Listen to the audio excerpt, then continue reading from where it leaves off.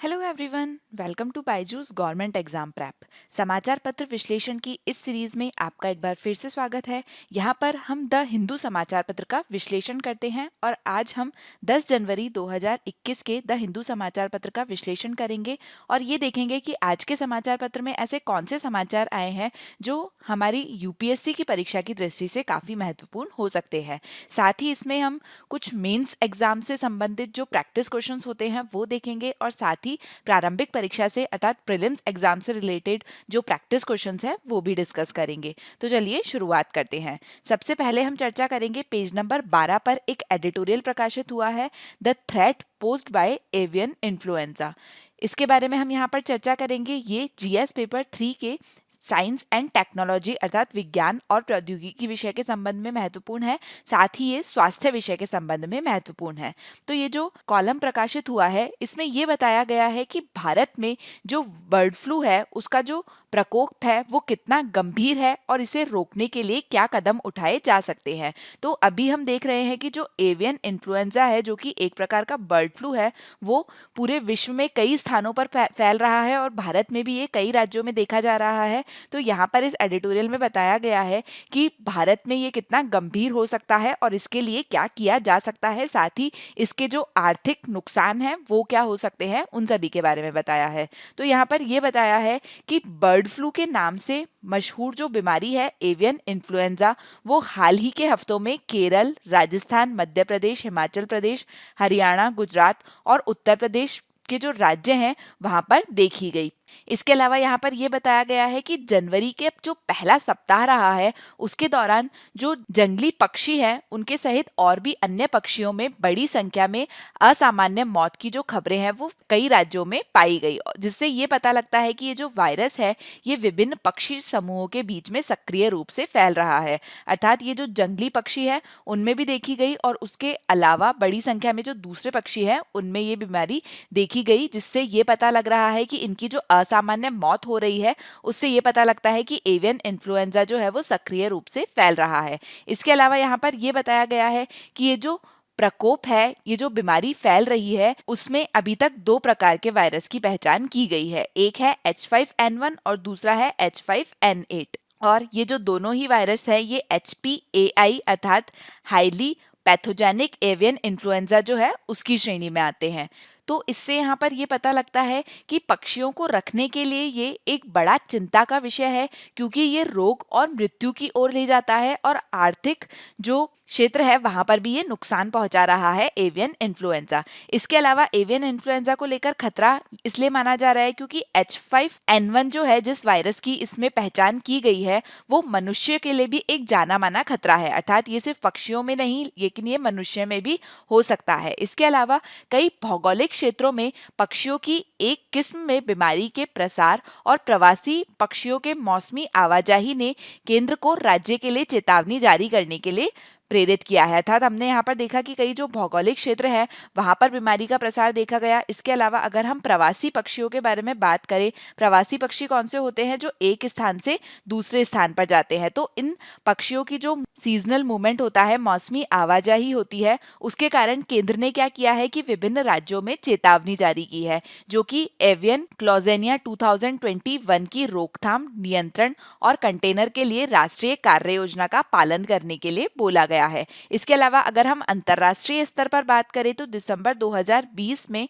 विश्व पशु स्वास्थ्य सूचना प्रणाली जो है उनने ताइवान, ईरान, इजराइल, जापान, दक्षिण कोरिया, वियतनाम और इसके अलावा 1 दर्जन यूरोपीय यूनियन के जो देश हैं, इसके अलावा यूक्रेन, रूस और यूके, यहाँ पर HPAI जो है उसके प्रकोप की पहचान की है, जिसमें यह बोला गया कि इससे दिसंबर 2020 के अंत तक 4.8 मिलियन से अधिक पक्षियों की हानि हुई है। इतने पक्षी जो हैं वो मर गए हैं एवियन इन्फ्लुएंजा के कारण। तो यहाँ पर एक प्रश्न ये उठता है कि जो पक्षी होते हैं उनके स्वास्थ्य के लिए ये जो एवियन इन्फ्लुएंजा है, ये जो एवियन फ्लू है, ये कितना गंभीर है। तो एवियन इन्फ्लुएंजा अर्थात एआई जो है वो एक अत्यधिक संक्रामक वायरल बीमारी है। आपको ध्यान रखना है कि ये एक संक्रामक वायरल बीमारी है जो कि विभिन्न प्रकार के पक्षियों को प्रभावित करती है।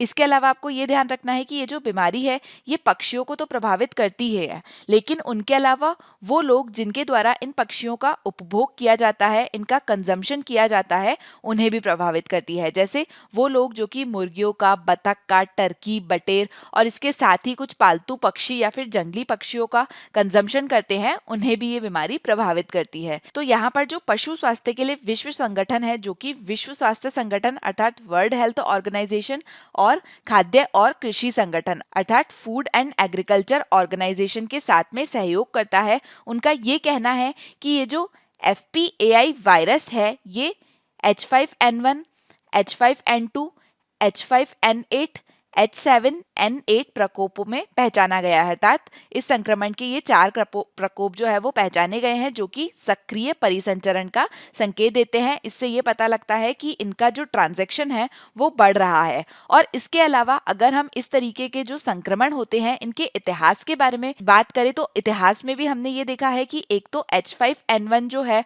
और इसके अलावा H7N9 जो है ये वायरस इशारा करते हैं जो कि मानव स्वास्थ्य के लिए खतरा है। अर्थात ये दोनों वायरस ऐसे हैं जो कि मानव स्वास्थ्य के लिए भी खतरा है और ऐसा हमने इतिहास में देखा है। इसके अलावा food and agriculture organisation FAO जो है उनका ये कहना है कि जो जंगली पक्षी हैं वो एवियन इन्फ्लुएंजा का जो वायरस है उसके प्राकृतिक भंडार के रूप में कार्य करते हैं।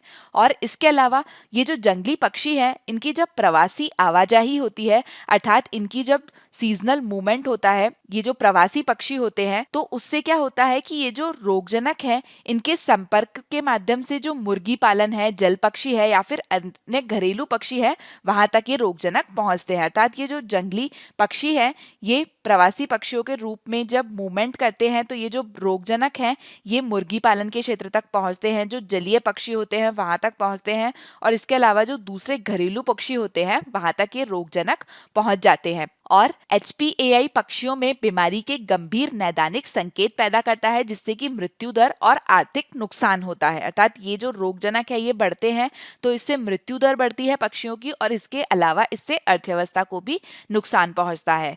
तो यहाँ पर ये बोला गया है कि ये जो प्रकोप फैल रहा है इसकी प्रतिक्रिया जो है वो एक नियंत्रण रणनीति है। अर्थात इसके फैलने को नियंत्रित करने के लिए रणनीति बनाई जा सकती है। और ये जो नियंत्रण रणनीति है वो क्या होगी कि जो कि कुलांचे भरते हुए रोगग्रस्त पक्षी हैं उनको हटाया जाए। अर्थात ऐसे जो पक्षी हैं जो कि रोगग्रस्त हैं और जो तड़फड़ा रहे हैं उन्हें समाप्त कर दिया जाए, उन्हें हटा दिया जाए। तो इस तरीके से क्या किया जाता है कि जो पक्षी होते हैं उनका सामूहिक विनाश किया जाता है। अर्थात जिन पक्षियों में लक्षण देखे जा रहे होते हैं, जो पक्षी तड़फड़ा रहे होते हैं इस बीमारी से, उन पक्षियों का विनाश कर दिया जाता है जिससे कि इस बीमारी को फैलने से रोका जा सके। और इस प्रकार से जो सामूहिक विनाश किया जाता है इससे क्या होता है कि किसानों में इसका गंभीर प्रभाव पड़ता है क्योंकि एक साथ बहुत बड़ी संख्या में जो पक्षी हैं वो खत्म हो जाते हैं। इसके अलावा अगर हम ये जो नवीनतम वायरस प्रसार हुआ है इसका उदाहरण देखें तो केरल में ये देखा गया है कि केरल में पहले से ही लगभग 69,000 से ज्यादा पक्षी जो हैं उनकी पहचान की गई है और इसमें से ज्यादातर बतख है जो कि H5N8 से ग्रस्त हैं और उन्हें अल्लपुझा जो कि केरल में है वहां के कुडना क्षेत्र में 4 संक्रमण स्थानों में इनको रखा गया है। इसके अलावा यहाँ पर एक प्रश्न उठ रहा है कि जो बर्ड फ्लू है उसका आर्थिक प्रभाव क्या हो सकता है। तो अगर हम बर्ड फ्लू के आर्थिक प्रभाव के बारे में बात करें तो भारत का जो पोल्ट्री क्षेत्र है वहां पर कृषि और किसान कल्याण मंत्रालय के अनुसार जो बर्ड फ्लू है उसका आर्थिक प्रभाव 80,000 करोड़ रुपए का होगा। और ये जो आर्थिक प्रभाव होगा इसमें सबसे ज्यादा जो प्रभाव होगा वो संगठित क्षेत्रों में होगा क्योंकि संगठित क्षेत्र जो है वो 80% तक रिप्रेजेंट करता है पोल्ट्री के जो क्षेत्र है उसको। और इसके अलावा जो असंगठित क्षेत्र है उसमें भी इसे वितरित किया गया है। पोल्ट्री का जो क्षेत्र है उसमें कुछ असंगठित क्षेत्र भी है। अगर असंगठित क्षेत्र की बात करें तो वो लोग जो बैकयार्ड मुर्गी पालन करते हैं अर्थात जो पीछे का जो स्थान होता है बैकयार्ड जो होता है वहां पर मुर्गी पालन करते हैं वो असंगठित क्षेत्रों में आते हैं और उन्हें भी आर्थिक नुकसान होगा। ये जो बैकयार्ड मुर्गी पालन है ये आय और पोषण सुरक्षा के लिए महत्वपूर्ण है। तो इस तरीके से यहाँ पर एक अनुमान लगाया गया है जो आर्थिक प्रभाव होगा। इसके अलावा ये जो बर्ड फ्लू है इससे निर्यात भी प्रभावित होगा। निर्यात जो है वो मुख्य रूप से होता है पश्चिम एशिया में, पड़ोसी देशों में और पूर्वी एशिया पर ये जो निर्यात है वो केंद्रित था। अगर हम निर्यात का मूल्यांकन करें तो वर्ष 2017 में ये जो निर्यात है ये 532 करोड़ रुपए तक किया गया था। ये जो निर्यात है किस चीज का किया जाता है, तो निर्यात में अंडे के पाउडर जो होता है, जर्दी पाउडर, फार्म सामग्री, चिकन के जो उत्पाद होते हैं और इस तरीके के चिकन उत्पाद से संबंधित जो प्रसंस्करण उत्पाद होते हैं उन सभी का निर्यात किया जाता है। तो एवियन फ्लू जो है उसको समग्र रूप से क्षेत्र के आगे बढ़ने के लिए एक खतरे के रूप में देखा जाता है। अर्थात एवियन फ्लू अगर आगे बढ़ता है तो जो निर्यात का क्षेत्र है उसमें भी ये खतरा लेकर आएगा। इसके अलावा सरकार ने जो अनुमान लगाया है उसके अनुसार लगभग 3 मिलियन किसान ऐसे हैं जो कि बैकयार्ड में पक्षियों को पालते हैं। हमने देखा कि बैकयार्ड मुर्गी पालन जो है वो किया जाता है और लगभग 30 मिलियन किसान ऐसे हैं जो बैकयार्ड में पक्षियों को पालते हैं। जबकि इनके अलावा कुछ छोटे और मध्यम किसान हैं जो कि एग्रीगेटर्स में योगदान करते हैं और ये बड़े पारिस्थितिकी तंत्र के महत्वपूर्ण प्लेयर्स हैं। तो अंडे और मुर्गी पालन के लिए जो नेशनल एक्शन प्लान 2022 है उसमें ये बोला गया है कि 729 मिलियन से ज्यादा पोल्ट्री पक्षी हैं देश में। और अगर हम पोल्ट्री पक्षियों के बारे में बात करें तो पोल्ट्री पक्षी जो हैं उसमें 30% तो जो है वो लेयर्स हैं और 40% जो है वो ब्रायलर हैं। अगर हम लेयर्स और ब्रायलर्स के अंतर के बारे में बात करें तो ब्रॉयलर्स जो हैं वो उन चिकन को बोला जाता है, उन मुर्गियों को बोला जाता है जिनको मीट के पर्पस से पालन किया जाता है। अर्थात जिन मुर्गियों से मीट बनाया जाता है उनके लिए उन्हें पैदा किया जाता है उसे बोला जाता है ब्रॉयलर। और इसके अलावा लेयर्स वो बर्ड्स होते हैं, वो पक्षी होते हैं जिनका पालन किया जाता है अनफर्टिलाइज्ड एग के लिए। अर्थात अंडों के लिए जिन पक्षियों का पालन किया जाता है वो लेयर्स कहलाते हैं और इन अंडों को बाद में कस्टमर्स को, ग्राहकों को बेचा जाता है। तो भारत का जो पोल्ट्री पक्षी है उसमें से 30% लेयर्स हैं और 40% ब्रॉयलर्स हैं। तो ये दर्शाता है कि जो HPAI संक्रमण में हम देख रहे हैं उसका गंभीर प्रकोप होगा। ये इस प्रकार का जो गंभीर प्रकोप है ये वर्ष 2005-6 के दौरान भी देखा गया था और उस समय भी काफी बड़ी तबाही हुई थी। अगर उस वर्ष के दौरान के जो आधिकारिक आंकड़े हैं हम उसके बारे में बात करें तो तब ये देखा गया था कि लगभग 1 लाख जो पक्षी हैं उन्हें विनाश कर दिया गया था, उन्हें नष्ट कर दिया गया था। अब अगर इसके बाद के वर्षों की हम बात करें तो बाद के वर्षों में मणिपुर, असम, पश्चिम बंगाल, त्रिपुरा, बिहार और केरल जैसे कई राज्यों में बर्ड फ्लू सामने आया था और इसमें यह देखा गया था कि कई लाखों पक्षियों का इस बर्ड फ्लू के कारण विनाश किया गया। तो यहाँ पर यह बोला गया है कि जहां बर्ड फ्लू से निपटने के लिए पक्षियों को मारने का काम किया जाता है, ये देखा जाता है कि बर्ड फ्लू जो है उसे कम करने के लिए पक्षियों को मार दिया जाता है।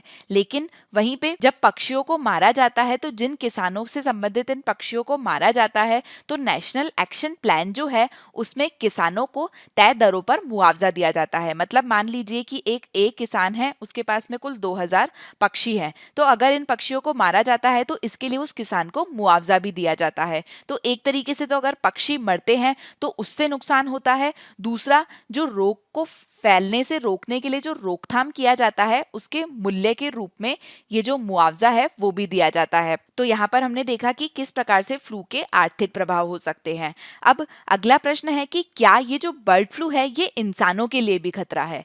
तो अगर हम WHO अर्थात वर्ल्ड हेल्थ ऑर्गेनाइजेशन के बारे में बात करें तो वर्ल्ड हेल्थ ऑर्गेनाइजेशन जो है वो एवियन इन्फ्लुएंजा पर अपने साहित्य में ये बताता है कि मानव वायरस सबटाइटेस जो है जैसे कि H5N1, H7N9, H9N2 इनसे संक्रमित हो सकते हैं। अर्थात कुछ कुछ ऐसे एवियन इन्फ्लुएंजा के सबटाइजेज हैं जिनसे कि मानव भी संक्रमित हो सकते हैं। मानव संक्रमण के अगर हम हालिया उदाहरण के बारे में बात करें तो लाओ PDR जो कि एक स्थान है वहां पर यह देखा गया कि H5N1 जो है उसके कारण 1 वर्ष के एक जो बच्चा है उसकी मृत्यु की पुष्टि हुई और इसका कारण ये बताया गया था कि उस बच्चे का जो परिवार था उनके द्वारा बैकयार्ड में पक्षियों को रखा जाता था जिसके कारण उनकी मृत्यु हुई। क्षेत्र के जो अन्य पक्षियों में संक्रमण की पुष्टि की गई है उसकी अगर हम बात करें तो H5N1 वायरस पर वर्ल्ड हेल्थ ऑर्गेनाइजेशन का कहना है कि H5N1 एवियन इन्फ्लुएंजा के जो मानवीय मामले हैं वो कभी कभी होते हैं, लेकिन संक्रमण को एक व्यक्ति से दूसरे व्यक्ति तक पहुंचना मुश्किल होता है। जब लोग संक्रमित हो जाते हैं तो मृत्यु दर जो है वो लगभग 60% तक हो सकती है। इसके अलावा विश्व स्वास्थ्य निकाय के रिकॉर्ड किया है कि 2003 के बाद से H5N1 के साथ मानव संक्रमण से, इसके अलावा विश्व स्वास्थ्य निकाय ने ये रिकॉर्ड किया है कि 2003 के बाद से H5N1 जो है उसके मानव संक्रमण के जो मामले हैं वो 862 मामले आए जिनकी प्रयोगशाला में पुष्टि की गई। और इसके अलावा ये देखा गया कि जो 17 देश हैं उन देशों में लगभग 455 मौतें हुई H5N1 के कारण। इसके अलावा अगर हम H5N8 स्ट्रेन के बारे में बात करें तो इस पर आम सहमति ये है कि मानव संक्रमण से इसका इनकार नहीं किया जा सकता है। मानव संक्रमण हो सकता है, लेकिन मानव संक्रमण के होने की संभावना जो है वो काफी कम है। इसके अलावा वर्ल्ड हेल्थ ऑर्गेनाइजेशन का ये कहना है कि H5N1 संक्रमण जो है वो एक संबंधित क्लैड के मनुष्यों के बीच हुआ है, अर्थात एक संबंधित जो वंश प्रकार होता है केवल उनके मनुष्यों के बीच में होता है, हर मनुष्य जाति में ये नहीं फैलता है। और इसके अलावा यहाँ पर ये देखा गया कि H9N2 जो है उससे एक 3 साल की बच्ची में होने का ये जो मामला है वो सामने आया था पिछले साल चीन में, और ये हल्के से रोग सूचक था और इन्फ्लुएंजा जैसी बीमारी के लिए नियमित निगरानी के दौरान जो है वो इसका पता चला था। इसके अलावा यहाँ बोला गया है कि पोल्ट्री में एवियन इन्फ्लुएंजा वायरस का एक सार्वजनिक स्वास्थ्य आयाम है, क्योंकि वे मनुष्यों में गंभीर बीमारी का कारण बनते हैं और मनुष्यों में संक्रमण को बढ़ाने के लिए उत्परिवर्तन करने की क्षमता रखते हैं। ये महामारी के लिए बोला जा सकता है कि एक तरीके से महामारी की ओर बढ़ सकता है, और माना जाता है कि मानव से मानव जो संचरण है उसके कुछ उदाहरणों में लंबे समय तक संपर्क के परिणाम स्वरूप हुआ है, लेकिन मानव से निरंतर मानव संचरण की जो पहचान है वो एवियन इन्फ्लुएंजा के अंतर्गत नहीं की गई है। तो यहाँ पर ये बोला है कि ज्यादा अगर लंबे समय तक संपर्क में रहते हैं तो ह्यूमन टू ह्यूमन ट्रांजिशन हो सकता है, मानव से मानव में संक्रमण हो सकता है, लेकिन सामान्य तौर पर मानव संचरण की इसमें पहचान जो है वो नहीं की गई है। इसके अलावा बर्ड फ्लू जो है वो क्यों होता है और कुछ प्रमुख प्रकोपों में रणनीति बनाने में इसमें कितनी मदद की है उसके बारे में यहाँ पर बोला गया है। तो एवियन वायरस जो है वो क्यों होता है इसके बारे में अगर हम बात करें तो यहाँ पर ये बताया गया है कि जो इन्फ्लुएंजा वायरस है उसको नष्ट करना असंभव है। इन्फ्लुएंजा वायरस जो है वो नया नहीं आया है, बल्कि ये जो जलीय पक्षी हैं उनके विशाल भंडारों में ये बने रहते हैं। जो घरेलू वातावरण होता है उसमें फैलने के बाद में आवधिक प्रकोप के जवाब का स्थानीय पक्षी रखने की स्थिति में हो सकता है।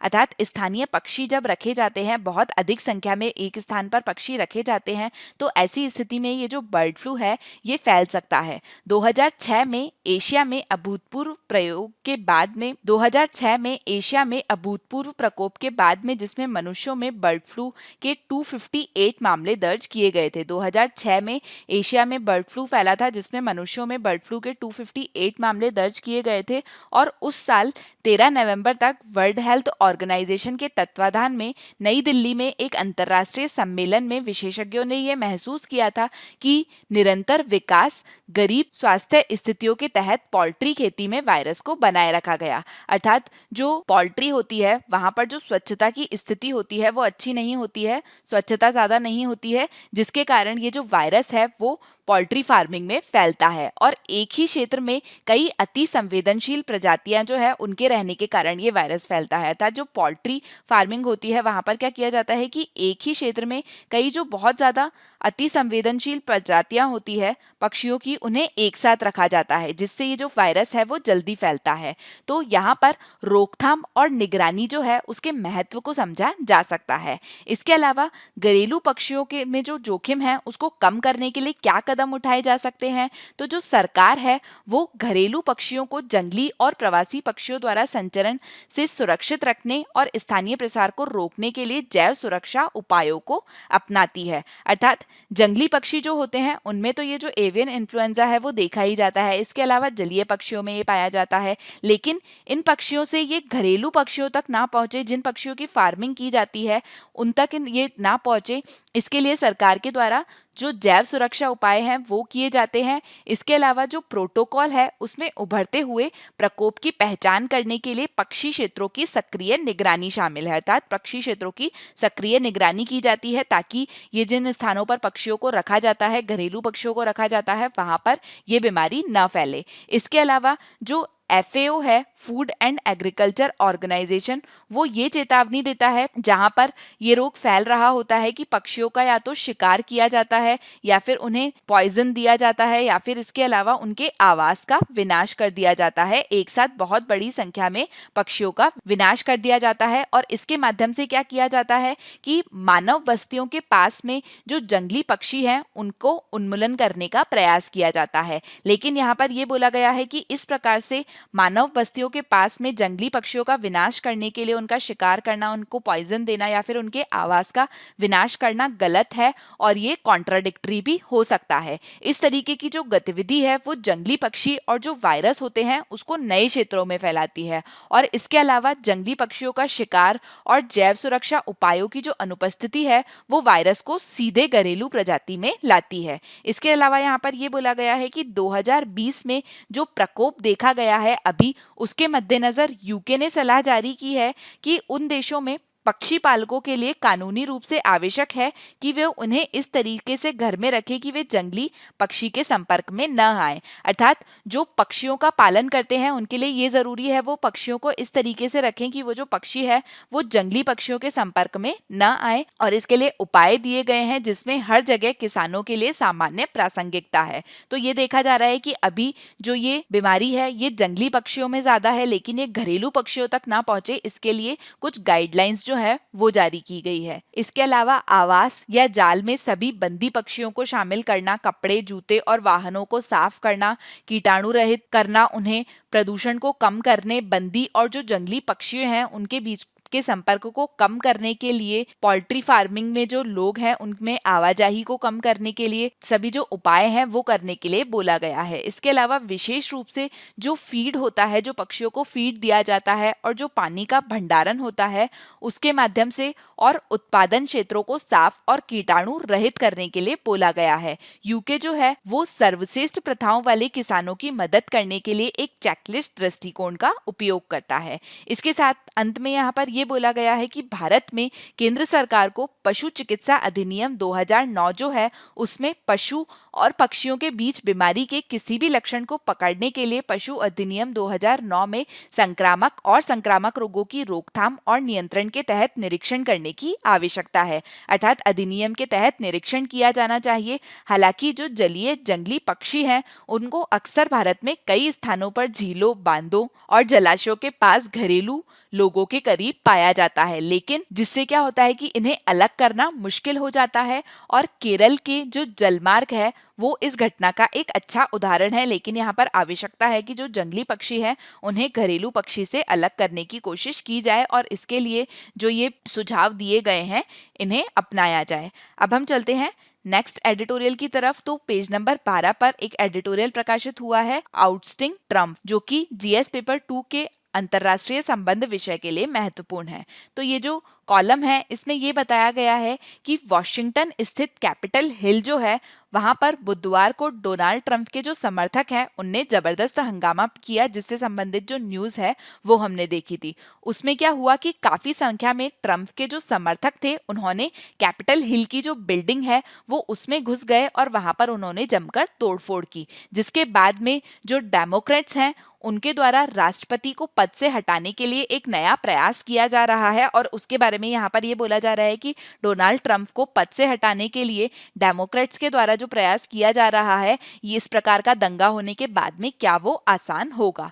तो यहाँ पर अगर हम पूरी बैकग्राउंड देखें इसका, तो 20 जनवरी से पहले राष्ट्रपति डोनाल्ड ट्रंप को हटाने के लिए एक बड़ा कोलाहल है। 20 जनवरी को राष्ट्रपति डोनाल्ड ट्रंप जो हैं उन्हें पद से हटाया जाना है, लेकिन उससे पहले इन्हें हटाने के लिए एक बड़ा कोलाहल चल रहा है। 20 जनवरी को जो जोई बिडेन है जो कि अमेरिका के 46वें अमेरिकी राष्ट्रपति होंगे, वो शपथ लेंगे। और राजनीतिक सत्ता की जो सीट है यूएस कैपिटल को टक्कर देने के लिए अपनी रिपब्लिकन समर्थकों को उकसाने के बाद में डेमोक्रेट्स ने श्री ट्रंप को पद से हटाने के लिए एक नई मुहिम शुरू कर दी है। और डोनाल्ड ट्रंप को पद से हटाए जाने के संबंध में दो सुझाव दिए जा रहे हैं। एक तो हो सकता है संविधान का 25वां संशोधन अर्थात 25th अमेंडमेंट, और दूसरा इसके अलावा दिया जा रहा है महाभियोग अर्थात इम्पीचमेंट। तो शुक्रवार को हाउस स्पीकर नैन्सी पेलोसी जो हैं, उन्होंने एजेंसियों के हवाले से ये कहा है कि उन्होंने श्री ट्रंप के इस्तीफा नहीं देने पर हाउस रूल्स कमेटी को महाभियोग के प्रस्ताव और 25वें संशोधन के प्रस्ताव पर आगे बढ़ने का निर्देश दिया था। तो 20 जनवरी को जोई बिडेन को शपथ लेनी है, लेकिन अगर डोनाल्ड ट्रंप के द्वारा इस्तीफा नहीं दिया जाता है तो ये जो दो रास्ते हैं ये अपनाए जा सकते हैं। तो अगर हम यहाँ पर संशोधन के बारे में बात करें कि संशोधन क्या कहता है, तो जो संविधान का 25वां संशोधन है उसकी धारा 4 के मुताबिक अगर उपराष्ट्रपति और बहुमत में कैबिनेट सचिव जो हैं वो इस निष्कर्ष पर पहुंचते हैं कि राष्ट्रपति अपने शक्तियों और कर्तव्यों का निर्वहन करने में असमर्थ हो जाते हैं, तो उन्हें इस लेख में कांग्रेस के नेताओं को वो लिख सकते हैं, और ऐसा होने पर उपराष्ट्रपति जो है वो फौरन कार्यवाहक राष्ट्रपति बन सकते हैं। यदि इस पर राष्ट्रपति विवाद करते हैं तो ये जो मामला है ये कांग्रेस में जा सकता है, और 2/3 से अधिक वोट होने पर दोनों ही सदन उपराष्ट्रपति को सत्ता देने का फैसला कर सकते हैं। तो इस प्रकार से 25वें संविधान के संशोधन से जो उपराष्ट्रपति है वो कार्यवाहक राष्ट्रपति बन सकते हैं। हालांकि यहाँ पर यह बोला गया है कि अभी जो उपराष्ट्रपति है माइक पेंस, वो इस तरीके का कदम उठाने की उनकी कोई इच्छा नहीं है। 25वां जो संशोधन है उसका प्रयोग करने के लिए कांग्रेस को ये निर्धारित करने के लिए एक विशेष आयोग का गठन करना होगा। आपको ये ध्यान रखना है कि ये जो 25वां संशोधन है इसका अभी तक कभी भी यूएस में उपयोग नहीं किया गया है, और इसका उपयोग करने के लिए कांग्रेस को ये निर्धारित करने के लिए एक विशेष आयोग का गठन करना होगा कि राष्ट्रपति जो है वो अपने कर्तव्यों का निर्वहन करने में असमर्थ है। ये निर्धारित करने के लिए कि राष्ट्रपति के द्वारा अपने कर्तव्यों का निर्वहन नहीं किया गया, इसके लिए एक विशेष आयोग का गठन करना होगा। क्योंकि अभी तक ऐसा कदम पहले कभी भी नहीं उठाया गया है, इसका उपयोग पहले कभी भी नहीं किया गया है, तो जो कांग्रेस है वो इस तरीके से एक नए क्षेत्र में प्रवेश करेगी, और इसके लिए न केवल एक विशेष आयोग की रचना का निर्णय लेना होगा, लेकिन साथ में ये भी निर्धारित करना होगा कि ये जो विशेष आयोग है इसे के कार्य करने के तौर तरीके क्या होंगे, ये जो विशेष आयोग है इसका कंपोजिशन क्या होगा।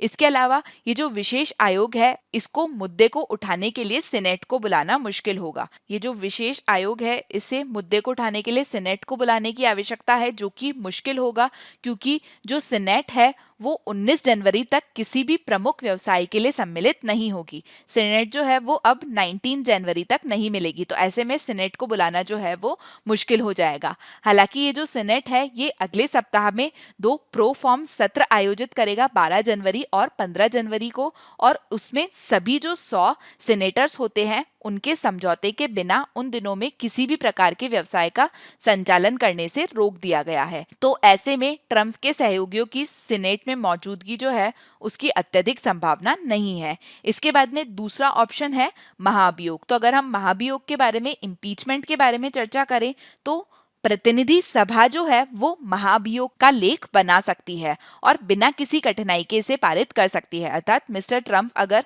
रेजिग्नेशन नहीं देते हैं तो उन्हें महाभियोग से हटाया जा सकता है, और इस महाभियोग के लिए प्रतिनिधि सभा जो है वो महाभियोग का लेख बना सकती है और बिना किसी कठिनाई के इसे पारित कर सकती है। हालांकि जो महाभियोग है उसका मुकदमा भी सीनेट में होना है, और हमने अभी पहले भी देखा कि जो सीनेट है वो 19 जनवरी से पहले नहीं मिलेगा। तो 19 जनवरी से पहले जो सभी 100 सीनेटर्स हैं उनके समझौते के बिना सदन से प्राप्त जो महाभियोग के लेख हैं उस पर कार्यवाही करना सक्षम नहीं होगा।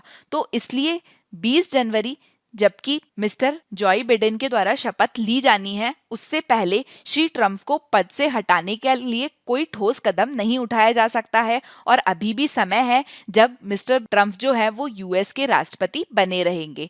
राइटर ने ये सूचना दी है कि कांग्रेस के सभी सदस्यों के बीच महाभियोग के मसौदे के लेख की एक जो प्रति है उसके प्रयास में श्री ट्रंप पर श्री बिडेन से अपने चुनावी हार का बदला लेने के लिए संयुक्त राज्य की सरकार के खिलाफ हिंसा भड़काने का आरोप लगाया गया है। सीनेट रिपब्लिक लीडर जो है मिच मैकोनेल, उनने महाभियोग परीक्षण के लिए संभावित समय सारणी का उल्लेख करते हुए रिपब्लिकन सीनेटर को ज्ञापन दिया है और उन्होंने कहा है कि सीनेट जो है वो 19 जनवरी को अपना अगला कार्यसत्र आयोजित करेगी और सभी 100 सीनेटर्स जो हैं उनको जल्द बुलाने की सहमति की जरूरत है, जिसका ये अर्थ है कि ट्रंप के कार्यालय के बाहर होने तक परीक्षण शुरू नहीं होगा। तो यहाँ पर हम ये देख सकते हैं कि 20 जनवरी से पहले तक इस प्रकार से दोनों ही होने की संभावना नहीं है। इसके बाद में यहाँ पर यह बोला गया है कि अगर उनके द्वारा पद छोड़ दिया जाता है तो पद छोड़ने के बाद में क्या होगा।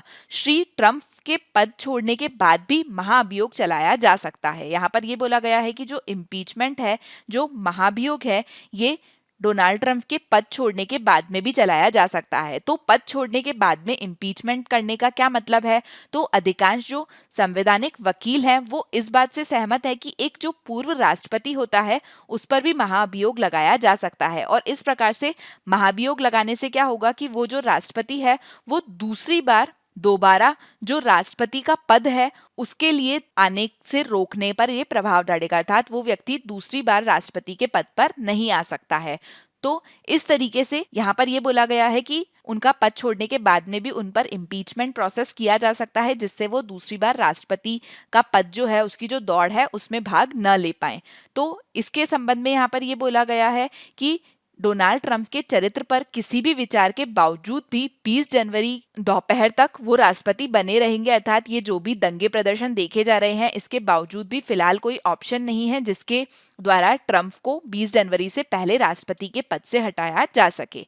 अब हम चलते हैं नेक्स्ट एडिटोरियल की तरफ। पेज नंबर 12 पर एक एडिटोरियल प्रकाशित हुआ है, the logistics of a massive vaccination drive. तो ये जीएस पेपर 2 के गवर्नेंस अर्थात शासन संबंधी विषय और जीएस पेपर 3 के साइंस एंड टेक्नोलॉजी विषय के संबंध में महत्वपूर्ण है। ये जो एडिटोरियल है इसमें यह बताया गया है कि केंद्र सरकार देश भर में 2 कोविड-19 टीकों को कैसे तैयार करने की तैयारी कर रहा है। तो हमने ये देखा है कि केंद्र सरकार के द्वारा कोविड-19 के 2 टीकों को आपातकालीन मंजूरी दे दी गई है। तो उन्हें देने की किस प्रकार से केंद्र सरकार के द्वारा तैयारी की जा रही है इसके बारे में यहाँ पर बताया है। तो केंद्रीय स्वास्थ्य मंत्रालय जो है उन्होंने ये घोषणा की है कि लोहड़ी, मकर संक्रांति, पोंगल, माघ बिहू के जो आगामी त्योहार है इसके बाद में कोविड-19 के टीकाकरण का जो अभियान है वो 26 जनवरी को शुरू कर दिया जाएगा। इसके साथ ही हमने पहले भी देखा था कि सरकार ने 2 वैक्सीन जो है उनके लिए आपातकालीन उपयोग प्राधिकरण की मंजूरी दी है, अर्थात इमरजेंसी यूज की अनुमति दी गई है। वो 2 वैक्सीन कौन सी है? एक तो है कोविशील्ड वैक्सीन और एक है कोवैक्सीन। कोविशील्ड वैक्सीन जो है वो सीरम इंस्टीट्यूट ऑफ इंडिया के द्वारा ऑक्सफोर्ड यूनिवर्सिटी और एस्ट्राजेनेका ने संयुक्त रूप से विकसित की है और इसके अलावा कोवैक्सीन जो है इसे विकसित किया है भारत बायोटेक के द्वारा। इन्होंने स्वदेशी रूप से ये कोवैक्सीन जो है वो विकसित की है। तो ऐसे में अब हमारा देश जो है वो कोविड-19 के लिए जनसंख्या के स्तर पर टीकाकरण शुरू करने के लिए तैयार है और ऐसे समय में देश को कई तार्किक चुनौतियों का सामना करना पड़ेगा। तो यहाँ पर यह बताया गया है कि कौन कौन सी चुनौती जो है वो इस संबंध में देखी जा सकती है कोविड-19 टीकाकरण के संबंध में। तो सबसे पहले अगर हम चुनौतियों के बारे में बात करें तो अमेरिकी राष्ट्रपति चुनाव जीतने वाले जॉय बिडेन जो है उन्होंने टीकाकरण के वितरण के बारे में ये कहा है यूएस के लिए कि सबसे बड़ी जो चुनौती होगी वो होगी परिचालन चुनौती अर्थात ऑपरेशनल चुनौती, और ये जो ऑपरेशनल चैलेंज होगा ये सभी देशों में होगा। इसके अलावा अगर हम भारत के बारे में बात करें तो भारत में एक तो जो भौगोलिक प्रसार है वो बहुत ज्यादा है, भारत का भौगोलिक प्रसार बहुत ज्यादा है, अर्थात भारत जो ज्योग्राफिकली बहुत बड़ा है। इसके अलावा भारत में जनसंख्या ज्यादा है, साथ ही जो पहुंच है उसको लेकर सवाल है, रीच को लेकर सवाल है कि किस किस व्यक्ति तक वो जो वैक्सीन है वो पहुंच पाएगी। तो ऐसे में जो टीकाकरण अभियान है वो पूरी तरीके से चुनौतियों से भरा हुआ है। इसके अलावा जो लास्ट माइल कनेक्टिविटी है उसके संबंध में सावधानी पूर्वक योजना बनाने की आवश्यकता है। तो यहाँ पर जो चुनौती है वो केवल टीकाकरण के संबंध में नहीं है, लेकिन टीकाकरण जो होगा उसकी 2 खुराक होगी, तो इन दोनों खुराकों को प्रदान करने के लिए भी योजनाएं हैं, और इसके अलावा जो प्रतिकूल घटनाएं होंगी उसकी निगरानी करने के लिए भी चुनौती देखी जाएगी। अर्थात हो सकता है कि टीकाकरण होने के बाद में कुछ प्रतिकूल घटनाएं देखी जाए और कोरोना वायरस बीमारी से बचने की जगह उसके कुछ प्रतिकूल प्रभाव हो जाए, तो उसकी निगरानी की भी आवश्यकता होगी। तो ये जो सभी चुनौतियां हैं ये देखनी होगी। साथ ही केंद्र ने हाल ही में कोविड-19 टीकाकरण का जो ड्राई रन है उसकी जांच की है कि क्या वैक्सीन वितरण के संचालन के लिए रखी गई जो प्रणालियां हैं वो सही है और क्या वो अच्छी तरीके से काम कर रही है। अर्थात ये जो पूरा बड़ा अभियान होगा, इससे पहले इसका एक ड्राई रन भी किया गया है कि जो सारी सुविधाएं प्रदान की जा रही है, जो सिस्टम बनाया गया है, जो प्रणाली बनाई गई है, क्या वो सही है या नहीं। इसके अलावा यहाँ पर ये बोला गया है कि जो टीका है उसके लिए कौन लाइन में है, टीका जो है वो किस किस को दिया जाएगा। तो स्वास्थ्य मंत्रालय ने ये कहा है कि जो स्वास्थ्य सेवा और फ्रंटलाइन श्रमिक हैं उनको प्राथमिकता दी जाएगी, और ये जो फ्रंटलाइन वर्कर्स हैं इनकी संख्या है लगभग 3 करोड़। इसके बाद में 50 वर्ष से अधिक उम्र के और 50 से कम आबादी वाले वो क्षेत्र जिनमें शहर रुग्णताएं हैं, अर्थात जिनमें किसी प्रकार की बीमारी है इनसे संबंधित, उनको टीका दिया जाएगा, जिनकी संख्या लगभग 27 करोड़ है। इसके अलावा यहाँ पर यह बोला गया है कि जिन लोगों को सक्रिय कोविड-19 संक्रमण है या फिर उनके संबंधित लक्षण है, अर्थात जो पॉजिटिव हैं कोविड-19 से, उनको ये सलाह दी गई है कि वो इस तरीके के जो शिविर हैं टीकाकरण के उनमें न आए वायरस के प्रसार से बचने के लिए। इसके साथ ही स्वास्थ्य मंत्रालय के द्वारा पहले जारी किया गया जो FAQ है उसमें ये बोला गया था कि लक्षण दिखते हैं जब उसके 14 दिन के बाद में टीका लगवा सकते हैं, और कोविड वैक्सीन जो है वो पूरी तरीके से स्वैच्छिक है। इसके साथ में अगर हम यहाँ पर बात करें कि कोविन क्या है, कोविन जो है वो ये जो पूरा टीकाकरण की प्रक्रिया है उसमें एक बहुत ही महत्वपूर्ण रोल प्ले करेगा।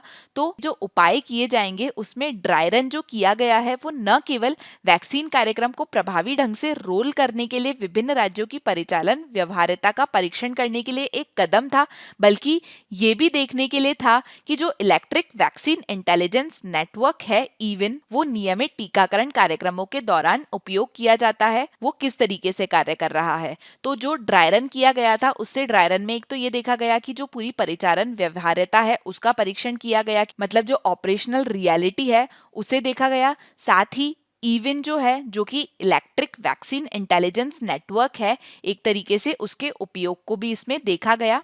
और ये जो इविन है इसी से प्राप्त हुआ कोविन के रूप में इसे परिवर्तित किया गया क्षेत्र पर कार्यात्मक था ये। अगर हम यहाँ पर कोविन के बारे में बात करें तो कोविन जो है वो हर कोविड-19 वैक्सीन का एक व्यापक डिजिटल डेटाबेस बनाने की इच्छा रखता है, जिसे भारत में प्रशासित किया जाएगा। तो यहाँ पर कोविन जो है वो कोविड-19 वैक्सीन से संबंधित एक डिजिटल डेटाबेस है जो कि लाभार्थियों को ट्रैक करेगा, जो लाभार्थी हैं उन्हें वैक्सीन साइटों और तारीखों के बारे में बताएगा, टीकाकरण से संबंधित जो प्रमाण पत्र है वो जारी करेगा, और इससे पहले टीकाकरण की जो प्रक्रियाएं हैं वो इसमें बताई जाएगी। साथ ही बूस्टर खुराक के माध्यम से अनुवर्ती कार्यवाही इसमें जो है वो की जाएगी। 5 जनवरी को केंद्रीय स्वास्थ्य सचिव ने ये कहा है कि एक शीट के लिए स्वास्थ्य और फ्रंटलाइन वर्कर जो है उनका विवरण पहले से ही राज्य और जिला स्वास्थ्य अधिकारियों के द्वारा कोविन प्रणाली पर अपडेट किया है, और वर्तमान में आवेदन पर स्वपंजीकरण की अनुमति नहीं है। अर्थात आवेदन के लिए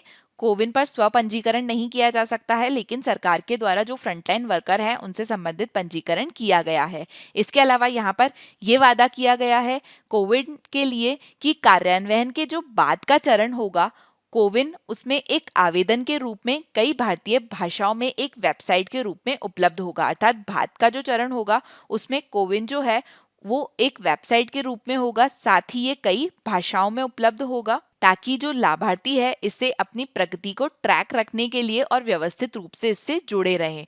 लक्षित लाभार्थी जो है उन्हें पहली पंक्ति साफ हो जाने के बाद में वैक्सीन के लिए रजिस्टर करने के लिए दूसरों के लिए भी इसमें उपकरण होगा। अर्थात वैक्सीन जिस तरीके से दी जाएगी उसके लिए ये एक उपकरण के रूप में कार्य करेगा। इसके अलावा यहाँ पर ये बोला गया है कि आधार या फिर कोई भी दूसरा स्वीकृत फोटो आईडी जो है उसका उपयोग आवेदक की पहचान को सत्यापित करने के लिए किया जा सकता है, ताकि जो इसका दुरुपयोग है, इसे रोका जा सके। ऐसा नहीं हो कि एक ही व्यक्ति जो है वो 4-4 बार वैक्सीन ले ले। इसके अतिरिक्त जो सहरुग्णता या किसी अन्य स्वास्थ्य स्थितियों को इंगित करने के लिए विशेषज्ञों के द्वारा अधिकृत दस्तावेज हैं, उसकी भी मांग की जा सकती है। अगर कोई व्यक्ति बोलता है कि मुझे इस तरीके की बीमारी है, इसलिए मुझे कोविड-19 वैक्सीन की ज़रूरत है, तो ऐसे में जो विशेषज्ञों के द्वारा अधिकृत दस्तावेज हैं, उनकी भी मांग इसमें की जाएगी। इसके अलावा पंजीकरण के बाद अनुसूची में बदलावों को आवंटित करने के लिए उठाए जाने वाले जो कदम हैं, उस पर आगे के विवरणों की भी प्रतीक्षा की जाती है और टीकाकरण की तिथि और स्थान के बारे में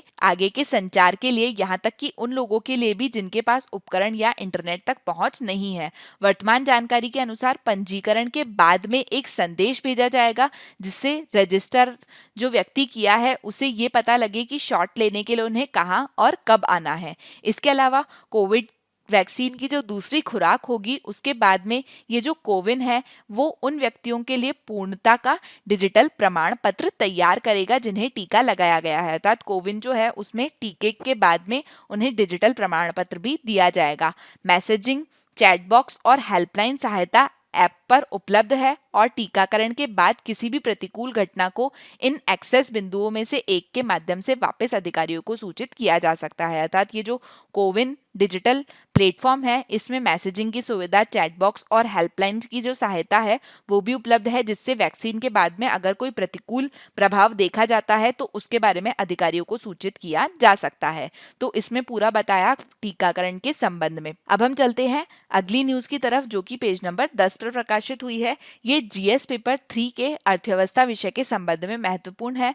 finance minister draft model tender to ease purchase, अर्थात वित्त मंत्रालय ने खरीद में आसानी के लिए मॉडल टेंडर का मसौदा तैयार किया है। तो यहाँ पर ये बताया गया है कि ये जो मसौदा है, ये जो ड्राफ्ट है, ये दस्तावेज जो है वो भाषा को मानकीकृत करता है। तो इसके बारे में अभी हम समझेंगे कि ये भाषा को मानकीकृत किस प्रकार से करता है, अर्थात ये लैंग्वेज को स्टैंडर्डाइज किस प्रकार से करता है।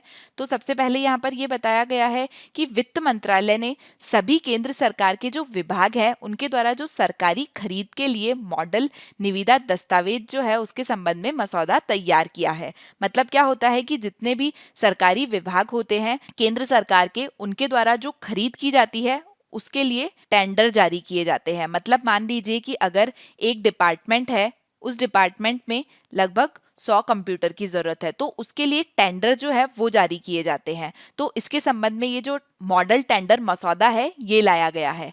अगर हम यहाँ पर सार्वजनिक खरीद के बारे में बात करें, सार्वजनिक खरीद क्या होता है, तो सार्वजनिक खरीद जो होता है, अर्थात जो पब्लिक प्रोक्योरमेंट होता है, वो सार्वजनिक क्षेत्र या फिर सरकार के द्वारा जो वस्तुओं और सेवाओं की खरीद की जाती है उसे कहते हैं। अर्थात सरकार के द्वारा जिन वस्तुओं और सेवाओं की खरीद की जाती है उसे सार्वजनिक खरीद कहते हैं। सरकार को भी अपने डिपार्टमेंट चलाने के लिए कई वस्तुओं की और कई अन्य सेवाओं की आवश्यकता होती है। जैसे 100 कंप्यूटर खरीदे, अब इन कंप्यूटर को रिपेयर करने के लिए सेवा की भी आवश्यकता होगी, तो इन्हें कहा जाता है सार्वजनिक खरीद। अगर हम जीडीपी में इसका जो कंट्रीब्यूशन है उसके बारे में बात करें, तो जो ग्लोबल स्तर है, जो वैश्विक स्तर है, उसमें देखा जाता है कि जो सार्वजनिक खरीद है वो जीडीपी में इसका 15% कंट्रीब्यूशन होता है, 15% लेखांकित की जाती है। इसके अलावा अगर हम भारत के बारे में बात करें, इंडिया के बारे में बात करें, तो भारत में सरकारी खरीद का जो अनुमान है वो जीडीपी का लगभग 30% है, जिसमें ज़्यादातर जो हिस्सा है, बड़ा हिस्सा है, वो केंद्र सरकार का है। इसके अलावा जो व्यय विभाग है, अर्थात जो एक्सपेंडिचर डिपार्टमेंट है, जिसने खरीद के लिए एक मानक बोलिक दस्तावेज विकसित किया है, उसने मंत्रालयों, केंद्र सार्वजनिक क्षेत्र के उपक्रमों और बड़े पैमाने पर उद्योगों से मसौदे पर टिप्पणी मांगी है। और विभाग ने ये कहा है कि सार्वजनिक खरीद में प्रभावशीलता, सुशासन, प्रतिस्पर्धा और मूल्य वृद्धि को बढ़ाने के लिए पहल जो है वो जारी है। सबसे पहले ये जो मॉडल टेंडर मसौदा लाया गया है, इसमें जो पहले मिक्सचर ऑफ नॉमेनक्लेचर देखा जाता था उसका उपचार किया गया है। तो विभाग ने अपना जो आधिकारिक आपूर्ति के लिए बोलियों को आमंत्रित करने के लिए दस्तावेज है उसके परिचय में ये कहा है कि भारत भारत में जो सार्वजनिक खरीद है उसके लिए कोई भी मानकीकृत नामकरण नहीं है, अर्थात कोई भी स्टैंडर्ड नॉमेनक्लेचर नहीं है। यहाँ ये बोला गया है कि भारत में जो सार्वजनिक खरीद की जाती है, जो पब्लिक प्रोक्योरमेंट किया जाता है, उसके लिए कोई भी स्टैंडर्ड नॉमेनक्लेचर नहीं है।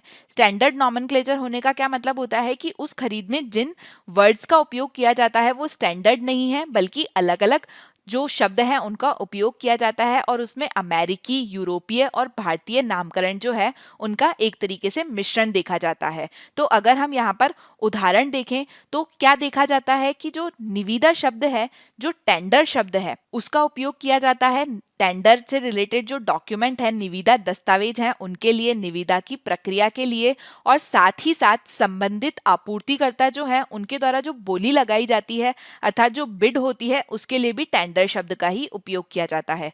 तो अगर मैं आपको शॉर्ट में पूरा प्रोसेस बताऊं तो मान लीजिए कि ए एक डिपार्टमेंट है, उनको 100 कंप्यूटर की ज़रूरत है, तो 100 कंप्यूटर के लिए वो एक टेंडर जारी करता है।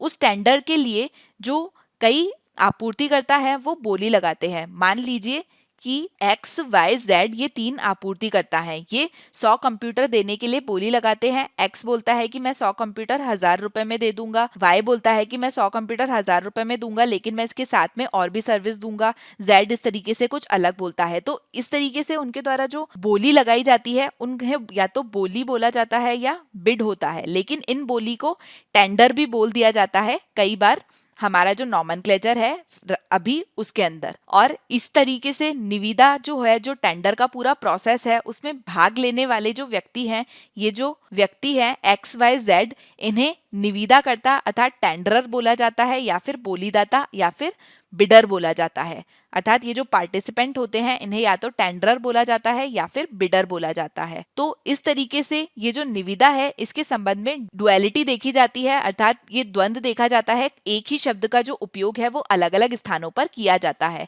जिससे क्या होता है कि ये सब चीजें नोटिस में देखी जाती है, बोलीदाताओं के जो निर्देश होते हैं और इसी तरीके से जो नोट जारी किए जाते हैं उनमें देखा जाता है, जिससे कि एक तरीके से कंफ्यूजन हो सकता है। तो अब इसके संबंध में एक स्टैंडर्ड नॉमेनक्लेचर जारी किया है और इस नॉमेनक्लेचर में ये बोला है कि ये जो डुअलिटी है इसको कम करने की कोशिश की जा रही है। और अब इसमें बोला गया है कि जो वर्ड टेंडर है, जो वर्ड निविदा है, उसका उपयोग किया जाएगा निविदा दस्तावेज या फिर प्रक्रिया को उल्लेखित करने के लिए। इसके अलावा जो बोली लगाने वाले होते हैं, जो बोलीदाता होते हैं, उनके द्वारा जो पिच लगाई जाती है उसको बोला जाएगा बिड, अर्थात उसे बोला जाएगा बोली। पहले इसे भी टेंडर ही बोल दिया जाता था।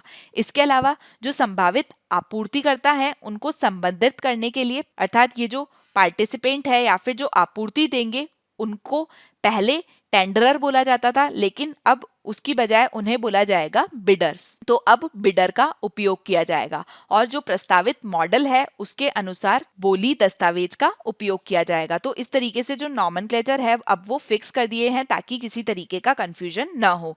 अब हम चलते हैं अगले न्यूज आर्टिकल की तरफ, जो कि पेज नंबर 6 पर प्रकाशित हुआ है और ये जीएस पेपर 1 के आर्ट एंड कल्चर विषय के संबंध में महत्वपूर्ण है। इसमें बात की गई है Kalaripayattu academy braces for action. यहाँ पर बात की गई है कलारी पट्टू की। तो आपको पता होना चाहिए कि कलारी पट्टू क्या है। कलारी पट्टू जो है वो एक प्रकार का मार्शल आर्ट है। ये मार्शल आर्ट कहाँ का है? ये है केरल का एक मार्शल आर्ट। इसे वर्तमान में प्रचलित सबसे पुरानी युद्ध पद्धतियों में से एक माना जाता है और इसे कलारी भी कहते हैं। ये जो कलारी है इसका अभ्यास मुख्य रूप से केरल की जो युद्ध जातियां हैं जैसे कि नायर, एझावा, इनके द्वारा किया जाता है। इसके अलावा जो पारंपरिक कलारीपट्टू है इसकी 2 प्रमुख शैलियों को मान्यता प्राप्त है।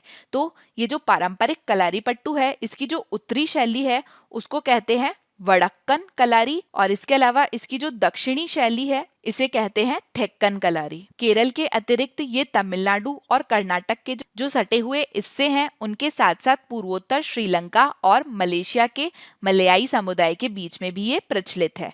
अब हम इससे संबंधित प्रारंभिक परीक्षा का एक प्रश्न देखते हैं। भारत की संस्कृति और परंपरा के संदर्भ में कलारीपट्टू क्या है? ये शैव धर्म का एक प्राचीन भक्ति पंथ है जो कि आज भी दक्षिण भारत के विभिन्न हिस्सों में प्रचलित है। ये गलत है। दूसरा, ये प्राचीन शैली कांस्य और पीतल का काम है, जो कि अभी भी कोरोमंडल क्षेत्र के दक्षिण भाग में पाया जाता है, ये भी गलत है। तीसरा है कि ये नृत्य नाट्य का प्राचीन रूप है और मालाबार के उत्तर भाग में एक जीवित परंपरा है, ये भी गलत है। इसका सही उत्तर है डी, ये दक्षिण भारत के कुछ हिस्सों में एक प्राचीन मार्शल आर्ट है और ये जीवित परंपरा है। अगला पेज नंबर 11 पर एक न्यूज प्रकाशित हुई है, decoding a material that fall near Jaipur in 2017। तो इसमें ओसिरिस रेक्स मिशन और हायाबुसा 2 मिशन के बारे में बात हुई है। तो इससे संबंधित हम प्रारंभिक परीक्षा का एक प्रश्न देखेंगे। निम्नलिखित में से कौन सही ढंग से मेल खाता है? इसमें 3 मिशन के नाम दिए गए हैं और उनका उद्देश्य दिया गया है। तो ओसिरिस रेक्स मिशन का उद्देश्य क्षुद्र ग्रह अर्थात एस्टेरॉइड बेन्नू से नमूने एकत्र करना, तो ये सही है। दूसरा है कासिनी ड्वार्फ ग्रह प्लूटो का परीक्षण, तो ये गलत है। कासिनी जो मिशन है वो एक मानव रहित अंतरिक्ष यान है जिसे शनि ग्रह पर भेजा गया था। इसके अलावा तीसरा है हायाबुसा 2 क्षुद्र ग्रह ryugu से नमूने इकट्ठे करना इसका उद्देश्य था। तो तीसरा सही है, सही उत्तर हो जाएगा सी 1 और 3। अब हम नेक्स्ट न्यूज आर्टिकल की तरफ चलते हैं। तो next news article page number 11 पर प्रकाशित हुआ है और इसमें प्लैंक सैटेलाइट के बारे में चर्चा की गई है। तो इससे संबंधित हम प्रारंभिक परीक्षा का प्रश्न देखेंगे। प्लैंक उपग्रह के संदर्भ में निम्नलिखित में से कौन सा कथन सही है? पहला, प्लैंक उपग्रह एक अंतरिक्ष वेधशाला थी जो नासा द्वारा संचालित थी, तो ये स्टेटमेंट गलत है। ये नासा द्वारा संचालित नहीं थी, ये यूरोपियन स्पेस एजेंसी के द्वारा संचालित थी। दूसरा है कि ये कॉस्मोलॉजी और एस्ट्रोफिजिक्स के लिए समर्पित था, तो दूसरा सही है, सही ऑप्शन हो जाएगा बी। अब हम चलते हैं नेक्स्ट न्यूज की तरफ, जो कि पेज नंबर 6 पर प्रकाशित हुई है। Drop in visitors at Bannerghatta park, और इसमें बात की गई है रंगनाथिट्टू बर्ड सेंचुरी की। तो इससे संबंधित प्रारंभिक परीक्षा का हम एक प्रश्न देखते हैं। निम्नलिखित जोड़ों पर विचार कीजिए। इसमें कुछ पक्षी अभ्यारण्य के नाम दिए गए हैं और संबंधित राज्य दिए गए हैं। आपको देखना है कि कौन सा सही है। सांडी पक्षी अभ्यारण्य महाराष्ट्र में है, ये गलत है। रंगनाथिट्टू पक्षी अभ्यारण्य कर्नाटक में है, ये सही है। तीसरा है मयानी पक्षी अभ्यारण्य उत्तर प्रदेश में है, तो ये गलत है। सही आंसर होगा बी। इसके अलावा यहाँ पर आपका एक होमवर्क है, आपको ये पता करना है कि सांडी पक्षी अभ्यारण्य और मयानी पक्षी अभ्यारण्य जो है वो कौन से राज्य में है। अब नेक्स्ट क्वेश्चन है जो कि यूपीएससी के द्वारा वर्ष 2020 में पूछा गया था। निम्नलिखित खनिजों पर विचार कीजिए। बेनोटाइट, क्रोमोटाइट, कायनाइट और सिनिमनाइट, इनमें से कौन सा आधिकारिक तौर पर प्रमुख खनिजों के रूप में नामित है? इनमें से कौन सा मेजर मिनरल के रूप में नामित किया गया है? तो पहला है केवल 1 और 2, 4 केवल 1 और 3, या फिर डी 2, 3 और 4। तो सही आंसर होगा डी पेंटोनाइट है। इसके अलावा इन तीनों को मेजर मिनरल्स के रूप में नामित किया गया है आधिकारिक तौर पर भारत में। अब हम मुख्य परीक्षा से संबंधित कुछ अभ्यास प्रश्न देखते हैं जिनके बारे में हमने अभी डिटेल में चर्चा करी है। पहला क्वेश्चन है, बर्ड फ्लू क्या है? भारत में बर्ड फ्लू का प्रकोप कितना गंभीर है और इसे रोकने के लिए क्या कदम उठाए जा सकते हैं? इस प्रश्न का उत्तर आपको 250 शब्दों में देना है और ये 15 मार्क्स का क्वेश्चन है। सेकंड है, केंद्र सरकार देश भर में 2 कोविड-19 टीकों के टीकाकरण करने की तैयारी कैसे कर रही है? चर्चा कीजिए। इस प्रश्न का उत्तर भी आपको 250 शब्दों में देना है और ये 15 मार्क्स का क्वेश्चन है। इन दोनों के बारे में ही हम आज के डिस्कशन में चर्चा कर चुके हैं। तो यहाँ पर हमारा आज का डिस्कशन खत्म होता है। Thank you so much for today's discussion. I hope you like this session. Stay happy, stay safe, और मुख्य परीक्षा से संबंधित मेंस एग्जाम से रिलेटेड जो प्रैक्टिस क्वेश्चंस दिए गए हैं आपको, आप उनका आंसर लिखने की कोशिश कीजिएगा। Thank you so much.